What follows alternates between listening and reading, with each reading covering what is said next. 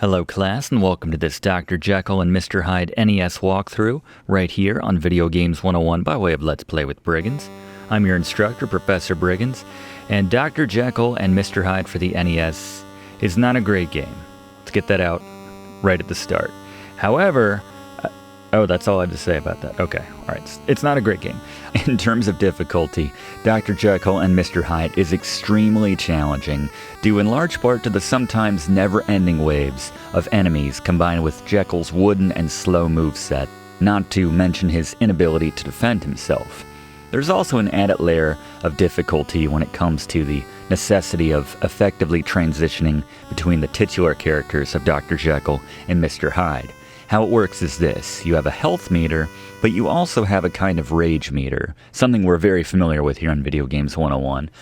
Technically, I think in the manual they refer to this as stress, but getting hit by different enemies or even defending yourself with your cane causes Jekyll stress and fills this meter up. When it reaches the H, you transform into the evil and unbalanced Mr. Hyde. Evil or not, at least the man can defend himself, I'll say that. But the catch is, in Mr. Hyde's mode, you're constantly moving in this kind of bizarro and twisted version of the real world.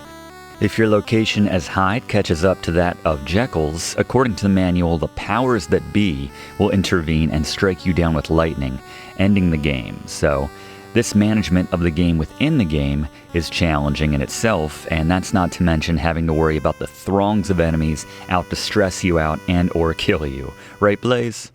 Yes, Professor, literally everyone in this game is out to get you. A random example, Elena McCown, who in the manual is described as a tone-deaf and classic example of someone who persists in doing something even though she is terrible at it. Much like the developers of this game. I'm sorry. I'll give you the strategy when we come back to her later, but yeah. Couldn't have said it better myself. All this to say, in terms of difficulty, on a scale of 1 to 10, I'm going to give Dr. Jekyll and Mr. Hyde a 9 out of 10. On the frustration scale, this equates to writhing on the floor, cursing in tongues, and to really drive home how frustrating this game is, here in a first on Video Games 101, we're going to have a live rage meter going as we're playing the game to really truly reflect the level of frustration. It is real, but don't worry, if you insist on playing this in spite of everything we've said so far, we have a strategy designed to get you to the finish line and even earn you the quote-unquote good ending. Plus, Fluff has some interesting facts on this game to help us better understand why it exists, why they made it. So let's roll the intro and get into this Dr. Jekyll and Mr. Hyde NES walkthrough right here on Video Games 101.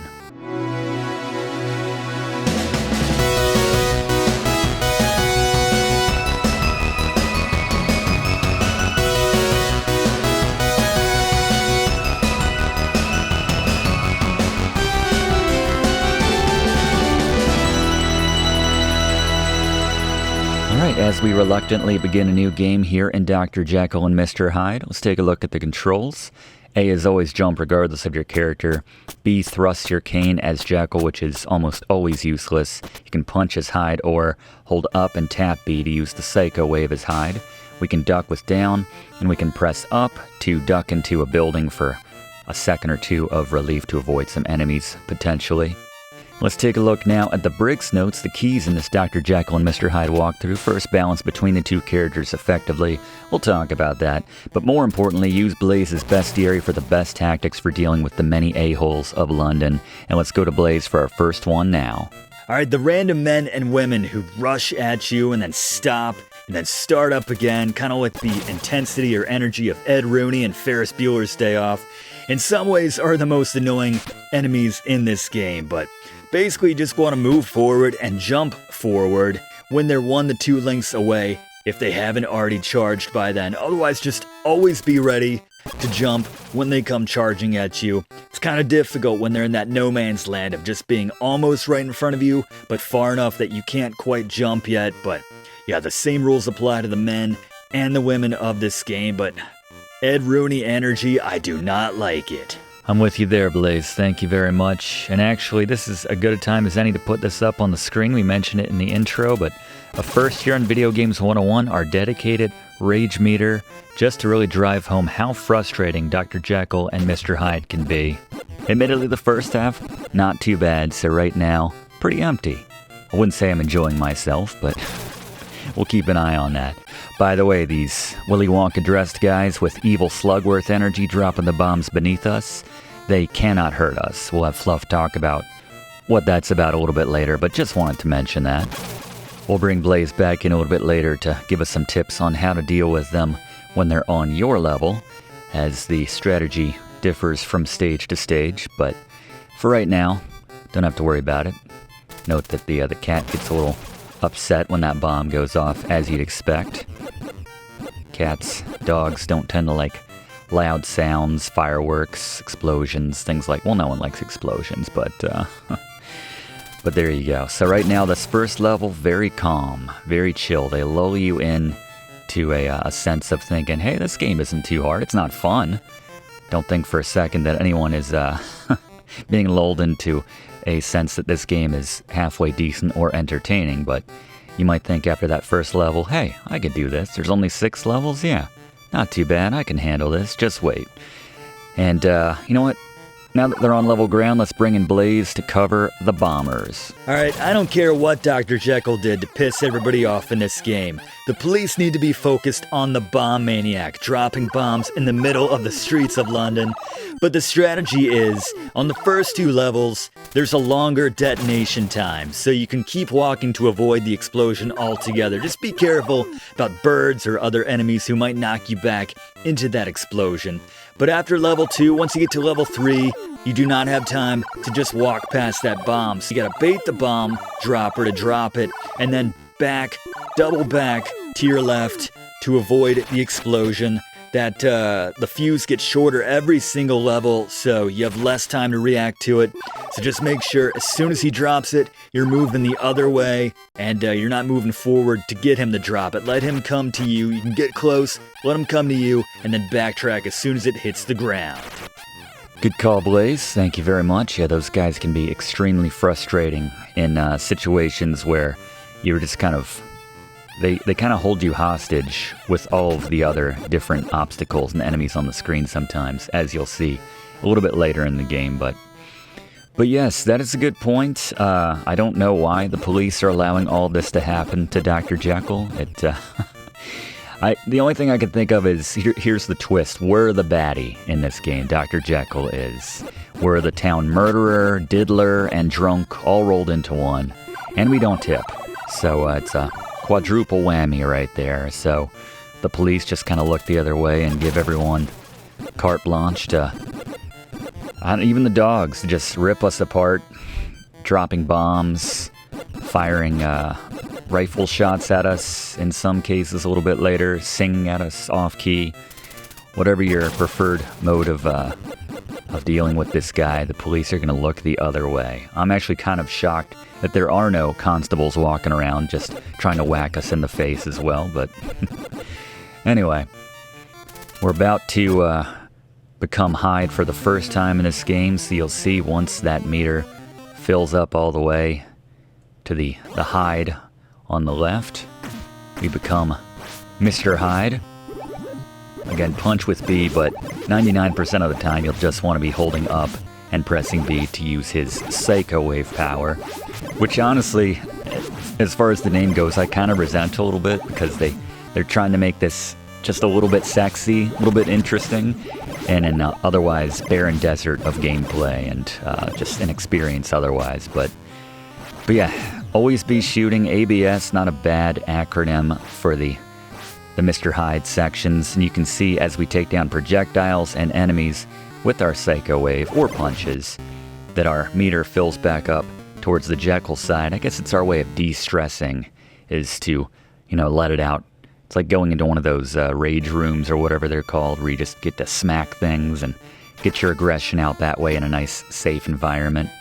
I say safe, we're probably killing people while we're doing that, and all these monsters are actually children and things like that, so it works both ways, I suppose. And the townsfolk are justified for trying to kill me, or at least stress us out, and we're justified in trying to kill them. Not sure that's true, but anyway, let's bring in Blaze for probably the only enemy that we actually like in this game, the cat. Alright, the cats are the best enemies in this game, and I'm not saying that because we have one on staff. Quite genuinely, they are the safest of all the enemies, the most predictable moveset. Basically just keep moving until they start charging, usually from behind, and then just jump as they pass underneath you. Note that bombs will aggro them into charging, so just keep that in mind, but very predictable. We love the cats here on Video Games 101. We certainly do. We'll bring one in just a little bit, talk about this game. You can see right there, Blaze's tip, we're still on the second stage right here, so we can just casually keep on walking past these bombs. If you stop for just a second, or if you get knocked back, anything disturbs your movement, your momentum there, then yeah, that bomb will end up hurting you. Interesting thing about the bombs, though, is move on to the third stage. Can no longer sneak past the bombs. We need to bait him into dropping it and then retreat, which is when this game starts to get frustrating and really slows things down. But you can see right here, just get him to right there. As soon as he drops it, you start moving the other way. By the sixth and final level, you really need to anticipate the exact second that he's going to drop that bomb in terms of getting close enough to trigger it and then start moving the opposite direction so you don't take any damage. I will say, though, I mentioned, the game within the game of trying to balance your progress with Jekyll and Hyde. You want to keep Hyde maybe a stage behind you at all times, give or take. But a relatively safe way to get that stress meter up and closer to the Hyde side if you need to maybe catch up to Jekyll if you're playing a little too well, I suppose. If that is a problem, then yeah, being sort of in the outside of that blast radius of the bomb is the best way to get up that stress meter without taking too much damage. It's a pretty good trade-off. Another way to get your stress meter up is to use your cane on people in particular. A lot of the animals are more difficult to kind of line up on. It doesn't always work, but if you use it on like the kid, if you use it on the townsfolk, maybe not the bomber because they're dropping a bomb, so you need to move one way or the other, as Blaze mentioned, but yeah, if you pull out that cane and just kind of whack that kid or some of the adults with it, then that will cause Dr. Jekyll quite a bit of stress. He's a sweet man, he doesn't want to resort to violence. He's a man of science, and it's very stressful to hit the people, even though they want him dead. It's very clear. Everybody wants him dead, but it is what it is. Again, still not too difficult the first half of this game, these first 3 stages. It's really when they start to stack different enemies on top of different enemies and make some interesting combinations. Like they'll pin you down with the bomb, and they'll put some spiders in the mix, as we'll talk about in just a moment. You got the singing lady, Elena, who Blaze referenced in the start. She can kind of pin you down, and it makes for some interesting and very frustrating combinations. Actually, we have our first Elena right here, so let's throw it back to Blaze. Alright, Elena McCown, there's an obvious joke to be made, but we don't make the obvious jokes here on Video Games 101. We give you the strategy on how to deal with them. First, wait for a break in the notes. Want to move in to get on top of her, but not like that, and then repeat this until you're clear, or automatically pay her off with 8 coins if you have them from the Dr. Hyde point. But yeah, just get on top of her, but not like that. Wait for that little break, and once she stops singing again, dart off to the right. You can generally get by, if you're lucky. There's some luck involved without taking too much damage here. Good call, Blaze. Yeah, you get stuck in that no man's land sometime with these townspeople that are just rushing. So frustrating. Then you combine that with the bomb dropper. They know what they're doing with these combinations. They really do. Like right here, we got to get past this spider. Keeps dropping down. You got the kid firing slingshots. Bombs keeping us at bay. Alright, let's bring in Blaze now to talk about a couple of the enemies in particular on these Hyde levels. Blaze, what should we be watching out for? Alright, there's a lot of different types of enemies when you're playing as Mr. Hyde, but most of them are pretty straightforward. Just keep firing as Mr. Hyde here. Two that I do want to circle on and highlight right here for strategies. First, the palmas, specifically the red ones. The more orangish, brownish ones are easy enough to avoid. They move slower and just easier to avoid their shrapnel, but the red ones, you want to walk forward until they explode and then start moving backwards. That's how you thread that needle and avoid taking damage. And then Corum the skull, you can only damage this one by shooting at its head. So make sure you're jumping, getting lots of shots in while you're in the air, and you'll take it down. Get some coins, but there you go. Generally not too difficult. The enemies in Hyde's land, his bizarro world. Just be careful. Don't stand there any longer than you have to. Don't be a hero. Get that rage meter back to the Jekyll side and come back to reality. Thank you, Blaze. I'm keeping my rage meter in relative check right now. No way to bring it down, though, until we finish this game, unfortunately, but it only gets worse from here. It's important to try to keep tabs, obviously, on which level that you're on as Mr. Hyde relative to Dr. Jekyll. You can kind of tell from the animation in the background, but I'm going to bring in Fluff in a little bit to talk about how they recycled a couple of the different levels and the background types and everything. It can get, you might say, is this level 2? Is this level 4? I don't know. If you're not keeping track.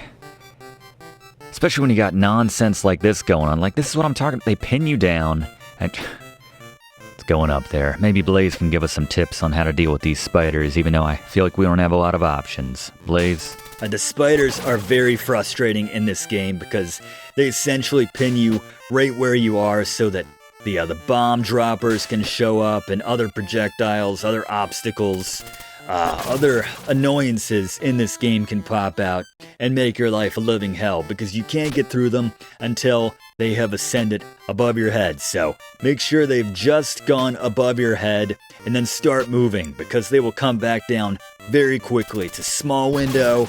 Sometimes they like to fake you out, so keep that in mind, but very frustrating enemy. I'll say, yeah, the one thing to mention, that was just unavoidable at that point, but that was just silly, just being trapped against in that corner right there with that spider inhibiting our progress. The one saving grace about being sent into Hyde's land is that once you come back, if you were trapped behind a bunch of nonsense in Jekyll's land, then all that stuff will be cleared off. The immediate screen will be clear once you come back. So that's nice if you really get into a couple of the horrible stretches of this game where they just stack enemies on top of enemies in just the worst way. By the way, didn't mention this yet, very important to mention, every time you come back from Hyde stage, you get 75% of your health bar restored, so we'll be at about 80% once we come back here. Getting a little close, but you can see right there as we come back to Jekyll, that's another part of that managing between the two, but alright, Blaze the Kid. Alright, Billy Pones, probably the only character in the manual whose hatred for Dr. Jekyll is explained, and it kind of makes sense. He's got a crush on our fiancé who we're going to marry. Of course he's going to shoot us with his slingshot, and of course there's going to be no repercussions whatsoever. To deal with him, just keep moving until you see him pull out that slingshot, and then time that jump. Usually it's pretty instant that you'll want to jump depending on how close he is to you, because that shot from the slingshot comes out very fast, but he's not too difficult to avoid. He runs around a lot, but he only pulls out that slingshot ever so often, so just be ready to jump. Good call, Blaze. Yeah, I don't know if we mentioned this yet, but this is our overall goal. Stupid spiders. But yes, we are going to the church right now to meet our beloved, to get married, and everyone is unaccountably trying to because they hate us so much, I suppose. Or they love her that much. Maybe everyone in this game has a thing for Miss Millicent, our fiancé. I'm just imagining if during the ceremony the preacher asks if anyone has any objections, speak now. You'd have to imagine the entire town would pop up and just charge us with pitchforks and torches. But anyway, you have to laugh. It's all you can do with this game, class. Blaze, the birds. Alright, the birds. Not too frustrating in this game. You can generally avoid their Tootsie Roll shaped droppings. Just keep walking unless one's immediately in front of you, and then just kind of stagger your movement, and just be wary of its attack, as I mentioned, the Tootsie Rolls, particularly when it's combined with other enemies on the screen. You don't want to get knocked back into a bomb from that bomb-dropping terrorist. Very dangerous combination, but generally speaking, not too difficult to avoid. Good luck, Blaze. Yeah, in the grand scheme of things, if we were ranking the enemies, birds would be pretty low down on my, on triggering my rage meter, but as would most of the enemies here in Mr. Hyde's area, his stages get a little bit more difficult, but overall not nearly as bad as the things which Dr. Jekyll has to contend with. Especially if you just stick to this pattern too, like Blaze mentioned.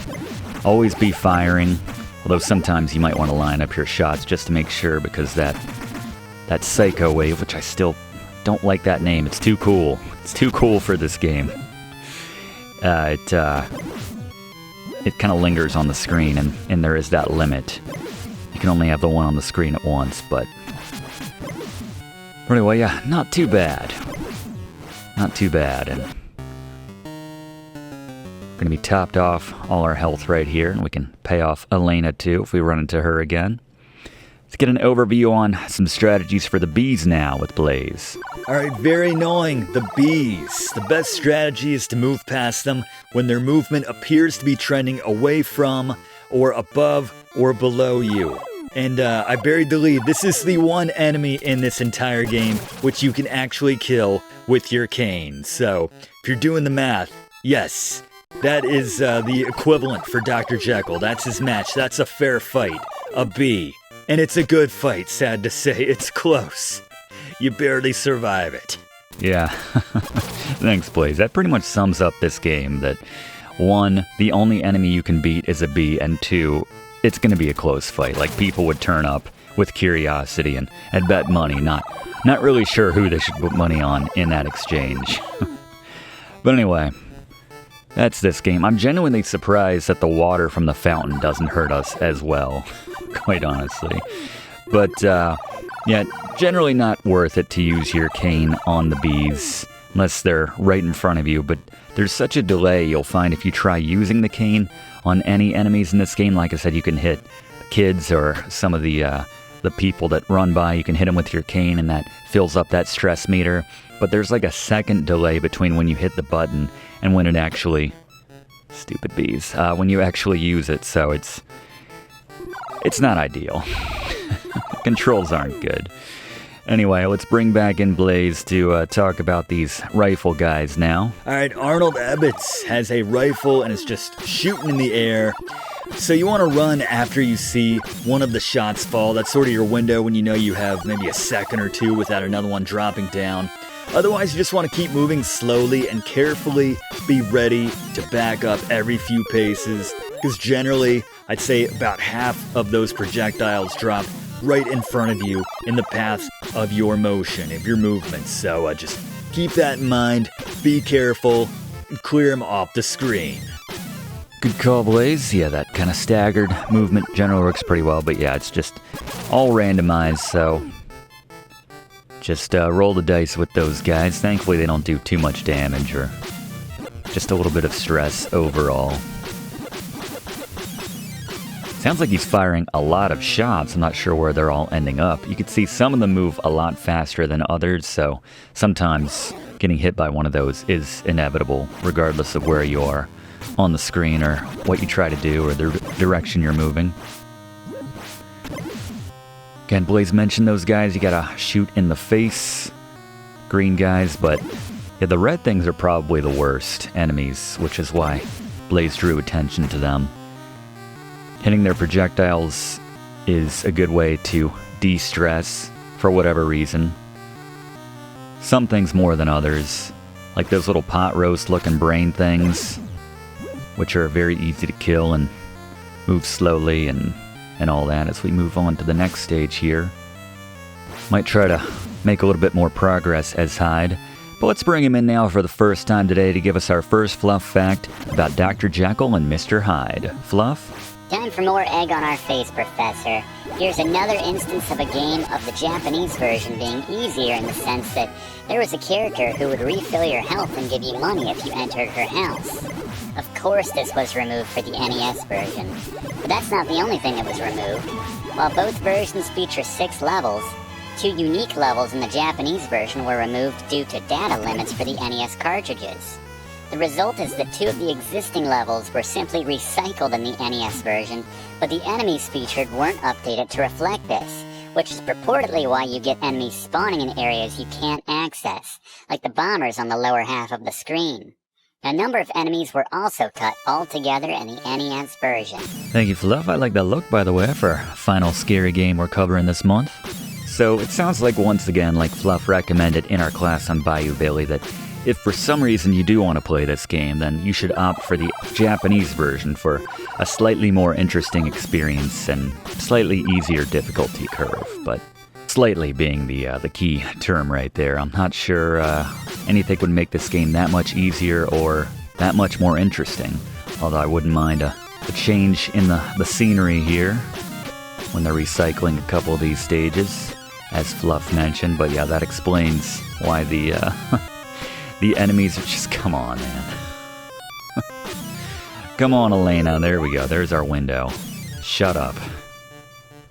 Have to wonder what Elena thinks about being paid to not sing. I guess she's happy to have the money, but yeah, I don't know. I don't really care what she thinks, but anything to distract me from what's happening on the screen right now. Doubling, of course. Doubling of the spiders. At least there's no bomb droppers here. Just don't want to get knocked back into those spiders again. Interesting that this fountain isn't animated here. Maybe there's just too much happening on this. Come on. Stupid bees. Just so much going on here. There you go. At least those guys don't turn around. Yeah, kind of in no man's land here with the bomb guy. It's best to just clear all this madness off the screen and go back to Mr. Hyde's world, which is honestly starting to make more sense to me. This is how I would see the world too, had I had to put up with all that other stuff going on there. Now, less with a fact about this game and more of an editorial, let's bring back in Fluff to talk a bit about why this game exists. Only way to put it. Fluff? During our class on Fester's Quest, we criticized Sunsoft for adapting the Addams Family into a video game, with the argument being that the kids of the late 80s didn't care about the Addams Family. Though this was admittedly years before their slight resurgence in the early 90s in film. But anyway, who the heck had the idea to make a game based on the 1886 novella The Strange Case of Dr. Jekyll and Mr. Hyde by Robert Louis Stevenson? The people at Advanced Communication Company. That's who. It should be very telling that other developers, while they were coming up with snappy and engaging names for their companies, like Game Freak or Ultra, though admittedly the latter was just a shell corporation, the people at Advanced Communication Company said, what is the company name equivalent of a box of store-brand saltines? So yes, we've identified the who, but not the why. Why did they choose to spend time and money making a game on this story in particular? Was it the president, and he was on drugs or something, and the staff just had to bow to his every whim? Did they just throw darts at a board? Pull ideas from a hat? Did they even do that in Japan, Professor? I don't know, Fluff, but I'm worried about both of our sanities at this moment. Very fair questions. Very fair indeed, that's all I'll say. I have no idea how you land on this. Of all, I mean, why not Shakespeare? Why not just go for some Hamlet? Some obscure Shakespeare, how about that? Anything but this. But anyway, if I can give the game, yeah, of course, another cemetery level, again with that recycled, but if I can give the game a small compliment, honestly, the game within the game thing of having the balance, the 2 modes, is kind of interesting, I'll say. I don't like the vegetables wrapped in sewage presentation around it, I guess, for I don't know where that came from, but it feels applicable for this game. You can see those timers, those fuses on those bombs getting shorter every time. I was about to be pleased with that jump, and then, yeah, those bees just kept knocking me back there. Yeah, sometimes you need the enemies to knock you back as opposed to being right next to a bomb. Sometimes that actually helps you out, depending on what else is going on the screen. That's sometimes the case on the last level, which is the most difficult, actually, which is coming up here in a little bit, but just, do you want to go up? Or just... There you go. Alright, I don't know what, we just ate the bee or something? I don't even know what that is. I know we're supposed to be fully knowledgeable about this game, but I don't know what just happened when we ducked right there and the bee just disappeared. Maybe the game interpreted that as us swinging our cane. That would make as much sense as anything else in this game, given how poorly programmed it seems to be. But anyway, still got a couple few enemies to cover, so let's bring Blaze back in to talk about. We've seen him before, but how do we deal with the dogs? Alright, even the dogs hate us. Maybe there is some truth to it, but the strategy with Murphy the dog, you want to keep some distance and wait for the dog to come at you. As soon as he starts moving towards you, move backwards and jump back and to the left. You'll see from his movement pattern that he'll start coming at you and then move back to the right after he reaches a certain point. So if you jump, you'll clear him, he'll go to the right. Just make sure you jump one more time because he'll go to the right and then come back at you one more time. But a very predictable move set, and you can avoid taking damage like we generally show by using that strategy. Works like a charm right there. Yeah, the exception is when you've got other obstacles on the screen, which are kind of making it a bit more difficult to deal with that dog. You can also charge right at it and jump and kind of go ahead of it in that case to dodge that turnaround or whatever that little motion that the dog always takes, that pattern. But that assumes that, and that's the first time I think a cat's ever sent us to Hyde's Land, but that's assuming that you know when that dog is going to charge at you, so you can really get to the very edge before he charges. But yeah, bit of a crapshoot. That's why the reverse strategy works pretty well, the retreating there. Again, shoot this guy in the head. Bait these red ones to explode. You can also jump sometimes, you can see right there, to get them to change the trajectory of those projectiles a little bit. Not sure what the bat gun that shoots out bubbles is. I know this is a bit of a nightmare land, so maybe things won't make sense anyway, but yeah, sometimes when you don't need health, you don't need that top off, you can spend a bit more time in Hyde's Land. Take a few more hits since you know you're going to get that 75% back. Really just part of that strategy of managing the two worlds and making sure that you can get to that final level before it, there we go.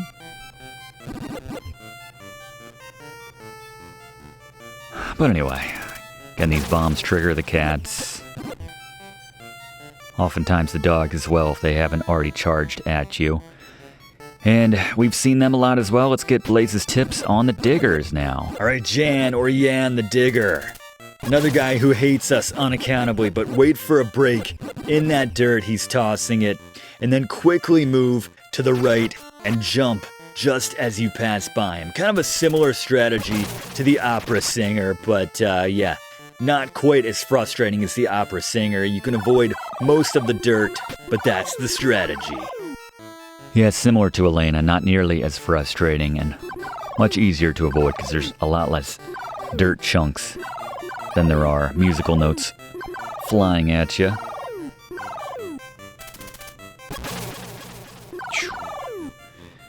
That's the one time when the birds become a little bit more dangerous, is when you got a bomb on the screen simultaneously. Like that cat meowing, the frantic meowing sound right there. Yeah, so many stretches of this game, late in the game I should specify. Again, the first half you're like, oh, just walking through, it's fine. Maybe you'll turn into Mr. Hyde every now and then. But the back half of this, and particularly the final level, but yeah, it's just sometimes a battle of inches, especially with these bomb guys showing up. You know, you make a little bit of progress, like in the case here. You hope to scroll the screen up to the right just a little bit, make a little more progress, and then eventually get to a point on the screen or on that stage where the bomb guys don't show up anymore. There are cutoff points.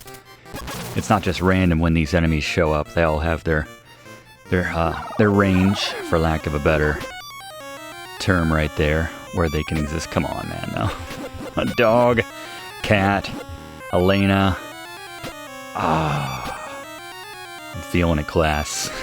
Can we get past her? We got the money for it. Oh, it just hit us. I guess the bee specifically.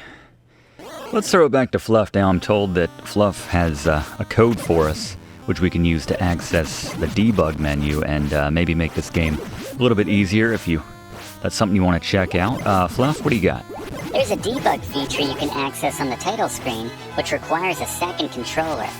Hold B on controller 2, then on controller 1, press up, B, right, left, down, right, left, A, B, right, select, B, down, and start. Once you get into the game, you can skip the current level by pressing A on controller 2, or you can alternate between Jekyll and Hyde modes on demand by pressing B on controller 2 as well. Good call, Fluff. Wouldn't blame anyone for accessing that. Not one bit. As we're just mostly trying to milk as much of this Mr. Hyde portion of the game as possible here. Try to make up for some lost time. While we're relatively good on health right here, as you can see. That was satisfying. Yeah, I think we're maybe a stage and a half behind right here. Oh, there's a rare enemy you don't get to see too often. See, a lot of the enemies you can easily avoid just by staying in the back of the screen for the most part, getting your shots off. But yeah, once you get down to about a quarter of health left, that's when it's time to come back to the land of the living. That's why it's good to always kind of have that rage meter too, or the calm meter at that point at, 80, 90%, so that you just have to kill a couple more enemies to come back. Alright, so this is the final level in the game, and far and away the most difficult, because we have our newest addition when it comes to enemies, the barrels. And we haven't done it a whole lot here, but again, I mentioned this at the very start. Yeah, didn't quite get all the way away from the bomber there, but you can press up to get into these, duck into these houses for a split second. Problem is you can't hold up to manage how long you're in there, like, on demand, just say, I'm not going to come out until I release the up button. No, these barrels just knocking us back like the ocean, like the tide, just wave after wave knocking us back. All right, let's try to calm down. Let's get another Fluff fact about this game. Fluff, what do you got? We haven't talked about box art in a while, but just about the only thing to really praise about this game is its intense box art. Of course, on the flip side, this cover undoubtedly suckered some kids into thinking this would be a somewhat intense, or at least mildly interesting game, before they got it home and saw this.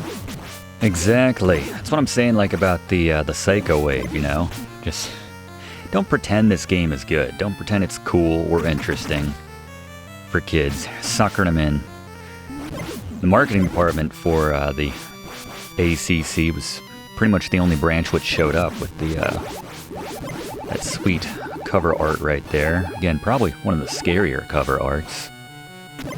Probably got some complaints from a parent or two. I'm sure that was a thing, especially back in the 90s when, all that was still being figured out before we had that rating system and everything, which,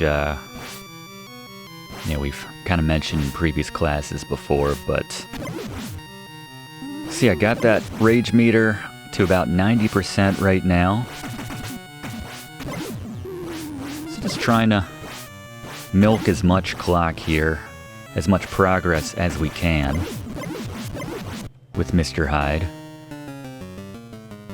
And since we're about 3/4 down, not a bad time to go back and top off this bar. These barrels, not only do they frustrate you and me, but they do decent bit of damage too. That's why it's kind of the worst of both worlds. The bombs are, this is going to hit us a little bit. Might need to start managing a little bit of extra Mr. Hyde time. If we could just kind of thread the... This is just madness, class. This is ridiculous, and we've run out of real estate for our rage meter. Where is it? Amongst the entire NES library, Barbie is undoubtedly the most... Oh, hey, Professor. Playing Dr. Jekyll and Mr. Hyde? Yeah. Sorry about the rage bar, Fluff. Don't worry about it. It's to be expected. Yeah, I think I'm just gonna take it down. Sorry again. All good. Well, good luck. Thanks. God, that's how bad this game. I wish I was playing Barbie right now. Put that on the box. That's the testimonial. I'd rather be playing Barbie. Anyway. You know what, though? I'm doing it to myself because, honestly, we don't even have to play this final level to beat the game. With information on that, here's Fluff. The professor mentioned the game within the game of balancing your progress through the stages with both Dr. Jekyll and Mr. Hyde. The best ending can only be accessed if you reach the final level with Dr. Jekyll, then subsequently reach it with Mr. Hyde and battle through all the way to the final boss. By the way, don't worry about the game over lightning, as once you reach the final level with Jekyll, the paths diverge, so whatever deep message they were trying to convey with the two worlds colliding seemingly no longer applies. If you reach the church as Dr. Jekyll without getting to the end as Mr. Hyde first, you'll get a much more vanilla end screen, which is honestly probably the ending this game deserves. That's not to say that the quote-unquote good ending is that much better, but I'll leave you in suspense to see it for yourself. The best thing to be said about beating the final boss, and real reason to do it, is that what is inarguably the most difficult level in the game for Dr. Jekyll becomes a literal stroll through town, as all of the enemies will have disappeared as you come back. So many strange development choices, Professor. Yeah, when the bad ending is objectively harder to get. But you know what?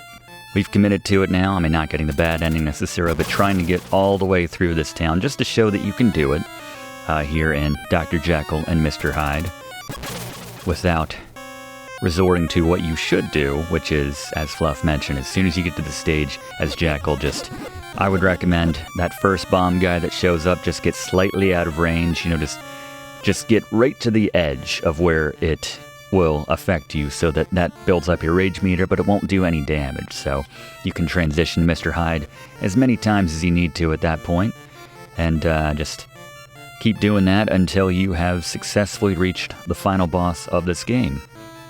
So we're still kind of managing that here. We'll show that eventually. So as I've committed to this, let's get some tips on how to deal with the barrels with Blaze. Alright, arguably the most annoying enemy in all of Dr. Jekyll and Mr. Hyde. You wouldn't think it, but it's just a common barrel. All of a sudden we're in what? Donkey Kong? Donkey Kong? I was about to say country, just Donkey Kong. They're annoying as sin. The best thing you can do is try to thread that needle when they're separated. Otherwise, try to get them on top of each other and jump at them together. But yeah, barrels. This is why you might want to use what Fluff says and just skip this level altogether. Yeah, the barrels, in particular when they combine them with other obstacles like Elena, it's diabolical actually. It's kind of genius from a game design perspective, and that's the only time I will say that for ACC about any aspect of this game. And again, giving props to the marketing department as well for that cover, but but that's it, man. It's a very difficult combination between the two. And seeing as we're at 25% health, let's take down these little pot roasts. Best enemies of Mr. Hyde's land, his warped world. Let's see if we can make a bit more incremental progress here to inch our way closer to the end. Yeah, this stretch is just... I'm glad we got rid of that rage meter. We took it away. If you need to get away from the bombs, again, the barrels work pretty well for that in this case. Trying to get our Mr. Hyde on here, though, so you can see just being in the outskirts of that blast radius causes a lot of stress while just taking down your life a little bit. If you're right on top of the bomb, it's devastating for both meters, but if you give yourself a little bit of distance, then not a bad way to trigger the Mr. Hyde world, which we were returning to here, trying to make up some progress and get to that 6th level, which is kind of a breath of fresh air in the sense that that's when the, as Fluff mentioned, the 2 levels do kind of diverge in design slightly, so, and that's how they, I suppose, explain away the idea that we can be on the same screen at the same time, finally. We go high, we go above the, onto the rooftops of London. But you can see right here, yeah, this screen is no picnic. Alright, it's just too much going on the screen at once. Yeah, some of these late Mr. Hyde levels are pretty bad too. So we need to come back just in an effort to get most of our health back right here. We're not quite topped off. But yeah, we want to spawn these bomb guys as up-screen as possible. But see, there you go. I was very close, and we got about 75% rage. As that's how I'm referring to it, apparently. And just took 1 damage overall, so good way to go back to Hyde and get some more health back as necessary and make some more progress here.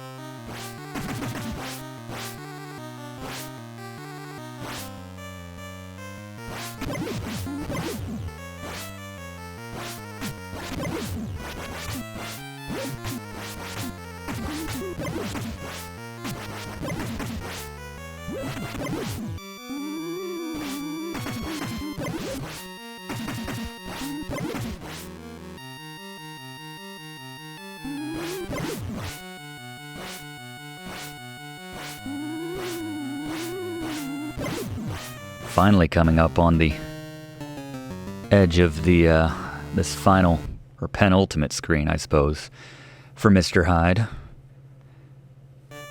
We got our health topped off again, so we're in good shape in that regard.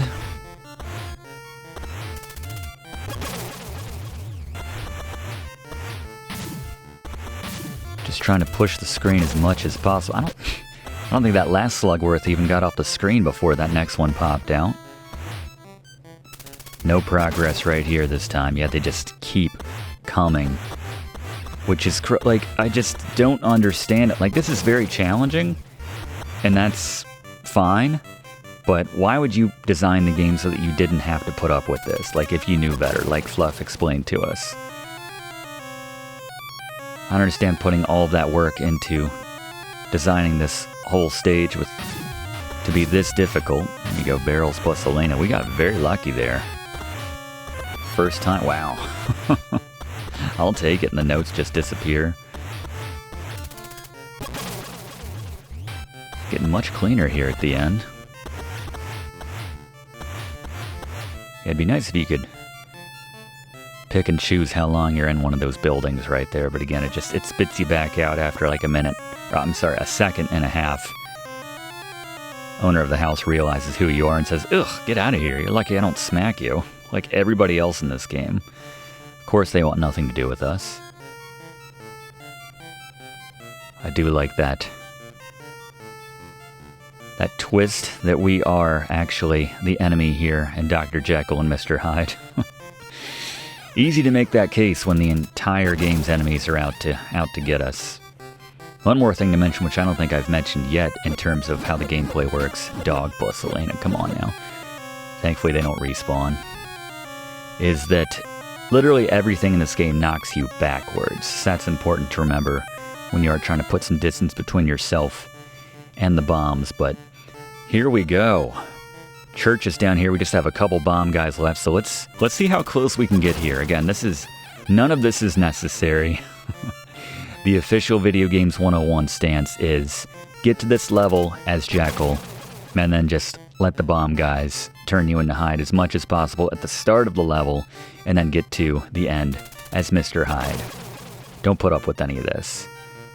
But I think we can do this on one last life. If we walk into that chapel right there, you can see right in the center, that's when the game would end with the bad ending. So we're going to have to do it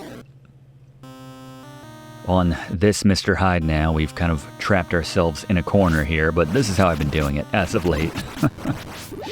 Just as my way of flipping the middle finger to this game, I suppose, at this point.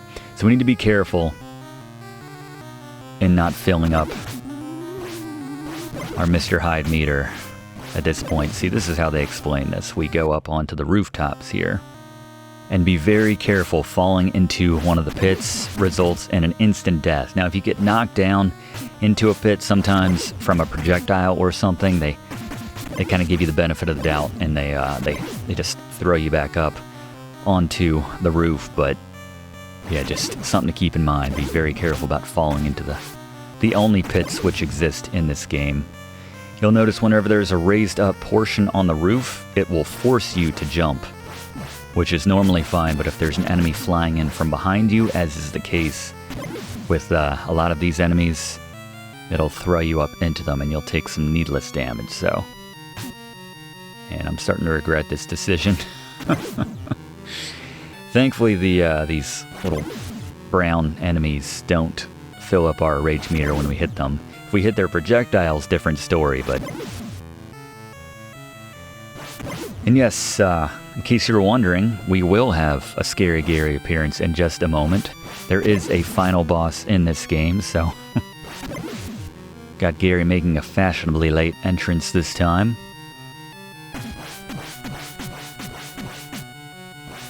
But I'm sure he'll have some good tips for us on the final and only boss in this game, hopefully, because I'm not doing so hot in terms of health right now. This is the ultimate balancing act right here. Not filling up that bar. See right there, we got knocked into the pit, but they were forgiving in the sense that it didn't kill us. Like we have some sort of temporary invincibility, which isn't a thing in this game, but in the case of those pits, it works out. Alright, we're just about there. We finally made it. Alright. Hold on to as much health as we can here for this final boss. And with tips on how to take him down, our resident boss expert, Gary. It's Scary Gary's Boss Beaters. All right, the Super Letule, we'll call him. It's kind of like a super version of an enemy we fight in Hyde's normal level, but stay on the right side and keep jumping and firing. You'll win this battle when your J meter becomes full, and you can fill up your meter faster by shooting both the boss, but especially their projectiles that he fires out at you. So just make sure you're on that right side. You can jump and fire to maybe hit more of those projectiles, but yeah, when he gets close, just make sure you time your shots. You can also jump over those projectiles as well, but again, the more of those you take out, the sooner that battle will be over, and more importantly, this game will be over. Good luck. Thank you very much, Gary. Yeah, this bottom right section, place to be. All right. Just hit one of those projectiles here. Okay.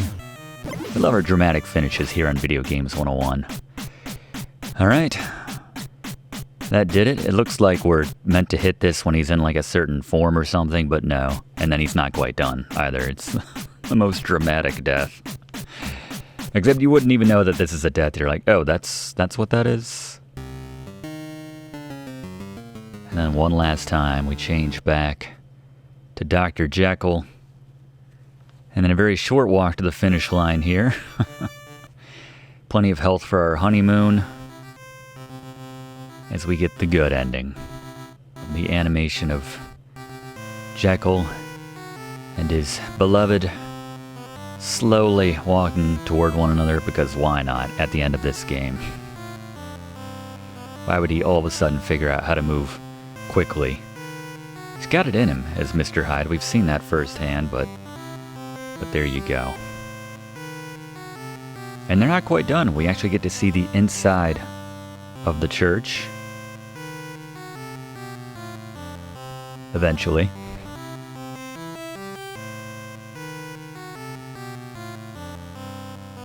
Well, we get to see this. We get to see a red line on the bottom of the screen, and then some blue coming in from the top to signify whatever they were trying to signify, but there you go. Dr. Jekyll and Mr. Hyde ending our month of scary games. This was the scariest in some senses because it was far and away the worst. But there you go, Dr. Jekyll and Mr. Hyde for the NES. If you haven't already done so, please consider subscribing to enroll in this class. We have a flash coming up here, by the way, a flicker on the screen. Little stinger. Ooh, it's like, is Jason really dead? We're not telling. And so lazy, they just flip the end around.